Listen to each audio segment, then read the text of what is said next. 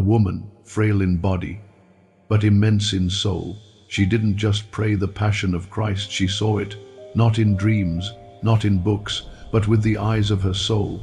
Anna Catherine Emmerich was born in 1774 in a poor German village.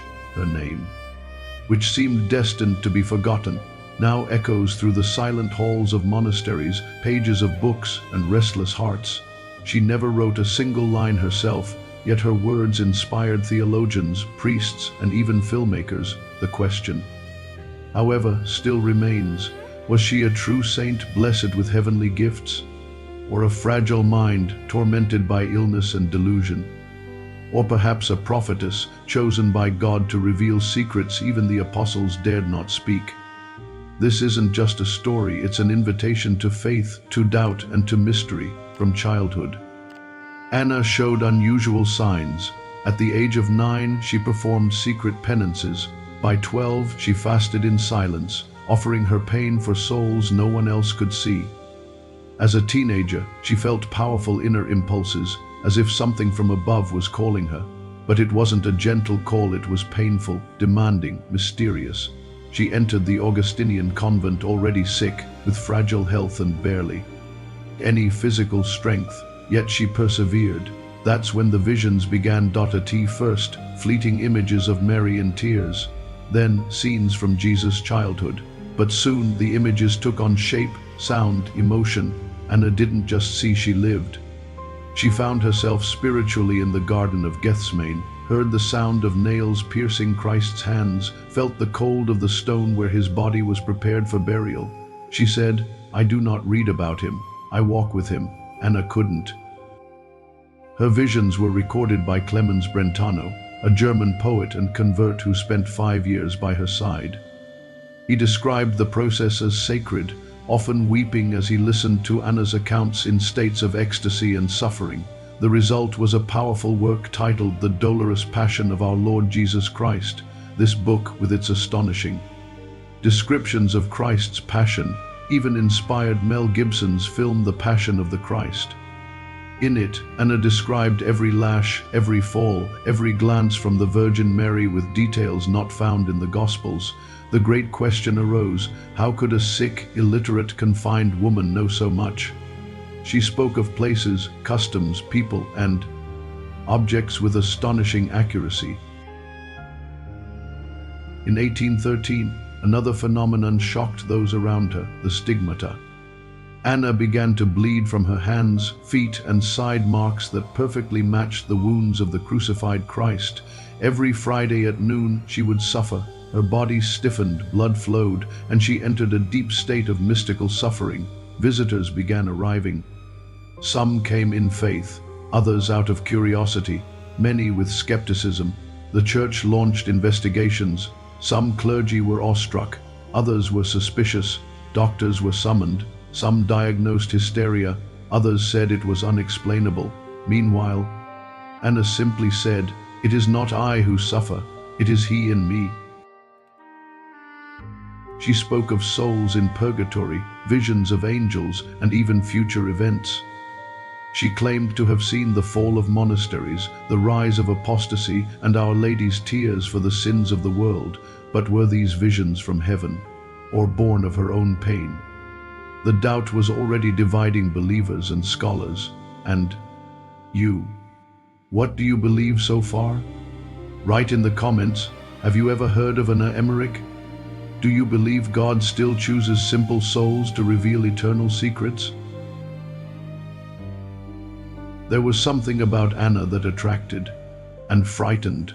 While many believed she was a mirror of Christ's suffering on earth, others saw her as a dangerous product of the religious fanaticism of her time.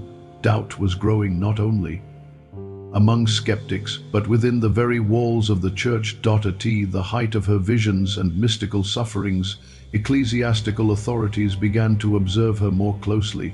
The number of visitors entering the convent to see her became unsettling.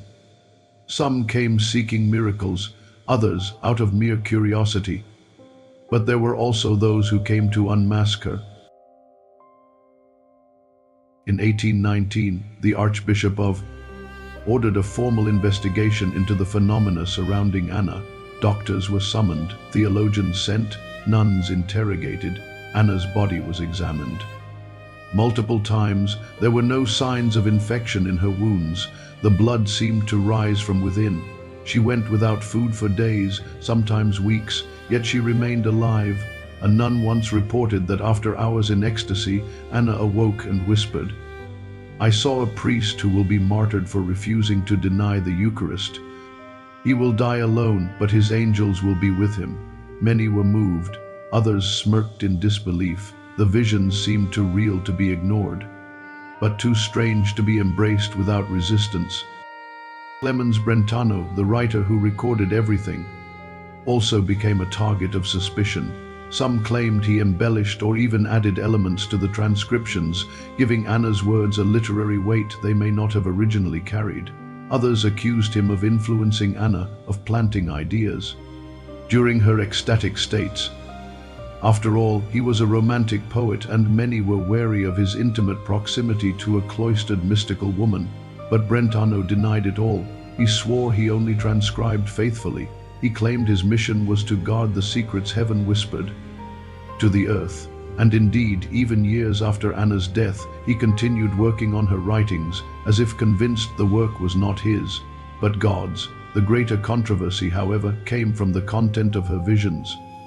Anna described details about Mary's house in Ephesus, claimed Jesus carried a cross wider than commonly portrayed, and narrated dialogues between Roman soldiers. She also claimed to have seen Judas isolated before the betrayal, being tempted by demonic spirits. None of this appears in the Gospels. Many theologians questioned, how could she know these things? Others warned, were these not inventions born from an imagination fueled by years of physical and mental suffering? The most radical even labeled her a heretic. Even so, crowds continued to visit her. Many wept upon hearing her words. Others experienced deep conversions, and the question persisted, was God truly speaking through this silent, suffering woman so hidden from the world? In one of her last visions before falling seriously ill, Anna said, "I saw a light at the end of the cross. It was as if pain were the gate and faith the key."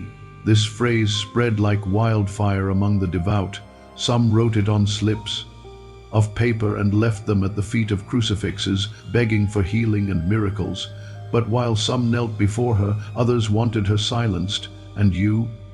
In the face of so many signs, doubts, and revelations, was heaven speaking through her? Or was it all a pious illusion born from the suffering of a woman who only wished to love Jesus to the end? In the next block, we'll explore Anna's final days, her beatification, the modern impact of her visions, and the legacy that continues to divide faith and reason. Anna Catherine Emmerich spent the final years of her life between the bed and heaven. Her bones weakened, but her visions grew more intense. She said that souls from purgatory would visit her at night, that she heard angels singing softly, that she saw with the eyes of her soul events that were yet to come. Just days before her death, she revealed to a priest, "I see a time when faith will be hidden like a lit candle inside a cave. It will shine, but few will see it." And she added, "But eyes that are pure will see the light." She died on February 9, 1824. She passed away poor, unknown to many, venerated by others, and still deeply misunderstood. Her body was buried and for years few visited her grave. But her writings were beginning to take on a life of their own. The publication of the dolorous passion of our Lord Jesus Christ had an immediate impact. Theologians began analyzing her descriptions with care. Archaeologists compared the details with real locations described in the Gospels, and ordinary believers found in Anna's words a source of consolation, faith, and an intimacy with Jesus. They had never known T the same time. New criticisms emerged. Some scholars argued that her visions reflected cultural influences of her era, signs of a popular Catholicism filled with imagery, symbols, and oral traditions. Others claimed Anna's mind, worn down by pain, may have unconsciously constructed everything as a form of spiritual escape. Even so, over time, Anna's figure began to be rediscovered.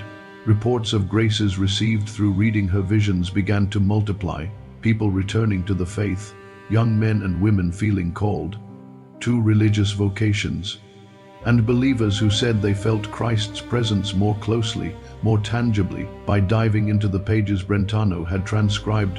In the 20th century, the Vatican reopened the study of her life and virtues. They examined documents, testimonies, and even the old investigative reports. Their conclusion: Anna had lived with heroic faith, humility, and charity.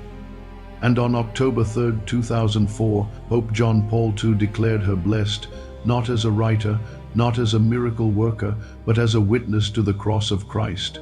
Today, the question still lingers: who really was Anna Catherine Emmerich? A saintly woman who suffered for love of Jesus? A deep mystic touched by grace? Or a tormented soul whose faith blurred with her pain? Perhaps we will never know for certain, but her story continues to touch thousands. Her books are translated into dozens of languages. Her tomb receives prayers and flowers, and her visions, so intimate, so painful, so human, still move people to tears, conversion, and silence before the mystery. Perhaps that's exactly what God intended, not ready-made answers, but a restless heart, a faith that bows, eyes that open. What Anna teaches us is not only in her visions, it's in her surrender, in the courage to suffer for love, in the simplicity of a woman who dared to believe heaven was speaking to her and you. After learning about the life, sufferings, and revelations of Anna Catherine Emmerich, how would you answer the question? Was she a saint, a madwoman, or a prophetess? Write your opinion in the comments. Share your intentions, your prayers, your reflections. And if this video touched your heart, subscribe to the channel, because here, every story holds a whisper from heaven.